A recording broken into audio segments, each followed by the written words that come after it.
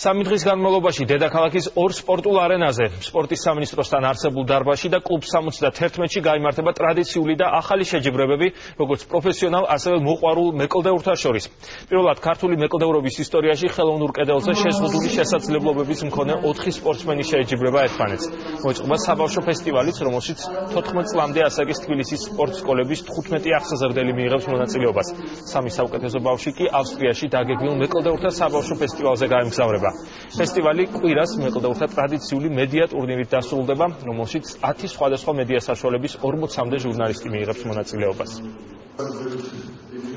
მნიშვნელოვანია ისიც, რომ ამ ტურნირში უკვე შეზღუდული შესაძლებლობის მქონე ეწევიან მონაწილეობას. ძალიან დიდი მნიშვნელოვანია ჩვენი სპორტის პოპულარიზაციისთვის ჟურნალისტების ჩართულობა, როგორც არა მარტო მედია ინფორმაციისთვის, არამედ როგორც სპორტსმენები და როგორც მეკლდეურები. პირველ წლებში, როდესაც რუსთავი ორის გუნდი ნაძრობდა, იყო 20 კაცი, ახლა უკვე გაზრდილია და არის 40 მონაწილე, ასე რომ საკმაოდ გაზრდილია მონაწილეთა რაოდენობა.